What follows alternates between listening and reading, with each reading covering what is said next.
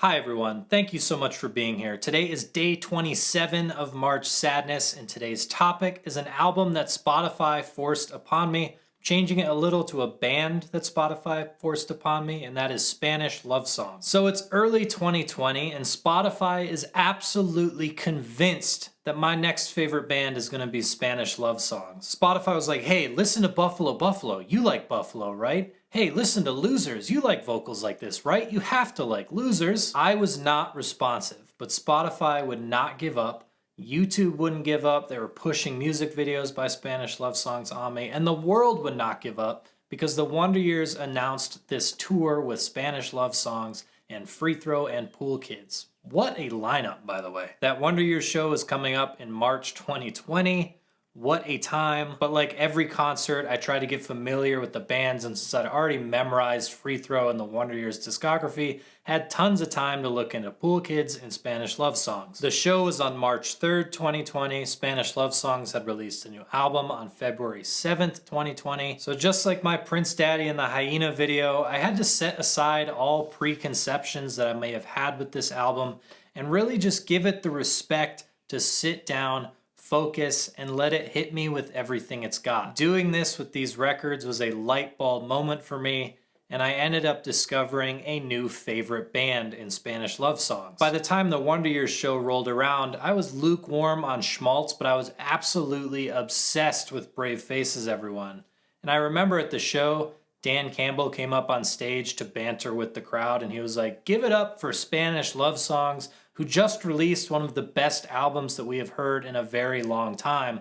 And I wholeheartedly agreed with him. My opinion wouldn't change throughout that year, and I wasn't making videos back then, but if I was, I am 99.99% confident that Brave Faces Everyone would have been in my top spot. It was very cool to see ARTV put Brave Faces Everyone in his top spot, so shout out to him. Shortly after the show, something happened in the world, and my wife and I ended up spending a very long time isolated in our home. One of the downsides of that for her is that she gets to listen to all of the music that I'm playing through my stereo system.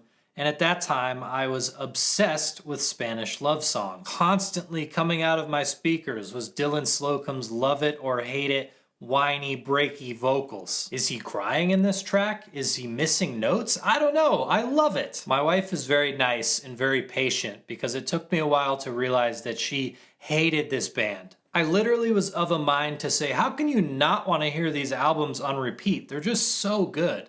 But eventually there came a time where my wife was like, for the love of God, can you stop playing these albums? So there are two reasons why I don't listen to these 10 out of 10 records anymore. The first one is mostly a joke, is that my wife can't stand these albums. So car rides, weekends, anytime she's here at home, I'm not pumping these out of my stereo. The second and much more real reason is that these albums are miserable and borderline dangerous to listen to. Schmaltz is this wallowing, self-pitying, depressing listen. It's about this slow march that you're taking on a circular path, convinced that your dreams are somewhere on this road. If you've ever felt like you're going nowhere, if you've ever wanted to feel better but don't know how, Schmaltz is probably not going to help. Because for every line about wanting to figure your shit out, there's another line about how you've never been able to do it before, and it's going to be impossible for you to do so. Schmaltz is crippling, but I think it's wonderfully written. I'm really drawn to this dark humor and some of the lyricism. Like, now we don't dance, we just sit on our hands looking hard in our pleather as we nod at the chicks and peck at our phones, holding on to what it means to be alone.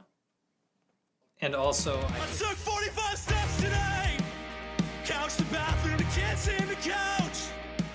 My personal favorite, my mom sighs wow from under her breath. She wonders how the hell I can live like this. So Schmaltz seems very introspective, very self-aware, but it doesn't have much to be optimistic about. There are so many albums that end on an optimistic note. Like even if the entire runtime is depressing, it'll end with a, "Don't worry though, you got this," in the closing song. This album doesn't do that. Aloha to No One revisits some of the lines of The Boy Considers His Haircut and just reiterates that everything is kind of pointless, saying that, yeah, you'll get those things that you're hoping for, but it really isn't going to help. You might find love, but you'll always get depressed. You might be fine, but you'll never be your best. These lines still hit pretty hard. They're lyrics that I used to connect to completely, and they still have great meaning for me. I think it just captures this quicksand that my mind can fall into if I'm not careful. This pessimistic, what's the point mindset that really isn't fun at all to be in. But by reminding me that this quicksand exists,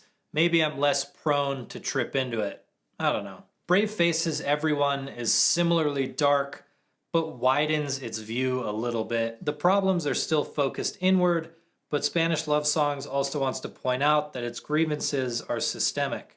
Any outside advice and help seems hollow, and you realize that once you get out of your own way, there's still plenty of roadblocks ahead, like it says on Kick. It's pretty bleak, and both of these albums have Dylan Slocum sounding like his voice is about to crack or that he's on the verge of tears, which I think adds to the themes of this record and makes some of the lyrics hit even harder. It can also be a major detractor for a lot of people, like my wife, who can't stand the vocals on these albums. But still, Brave Faces Everyone resonated with a lot of people, as an album like this is sure to do, as it was released right before the entire world shut down. It painted a picture of a very distressing world, one that we all found ourselves in a few months after this album's release, and reminded us that it's all going to end someday and there's really nothing we can do about it.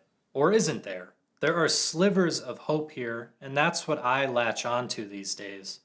Sure, these songs are catchy and they've made this album sound huge. Songs like Losers 2 are instrumentally unforgettable when it all comes together, but it all just adds to Brave Faces Everyone's feeling. And a word that I think of with this album and a lot of albums in this genre is catharsis. There's something comforting about your fears and anxieties and worries being heard and validated, even in an album like this that's kind of about being unheard and invalid. Getting those feelings out there is very cathartic. The closing track, though, is a reminder for me to not give in. It's a rally cry for everyone who feels intimidated or scared of what's to come, and will rightfully inspire thousands and thousands of tattoos. This closing title track is my favorite on the record, but close behind it are Dolores and Routine Pain. Although I don't have any tattoos relating to this album and probably never will, I totally get the appeal. Thank you for joining me on this episode of March Sadness. I very much hope to see you for tomorrow's episode, where we'll be talking about my favorite album of 2022. Until then, you can watch all of the previous installments right here. Thanks for watching.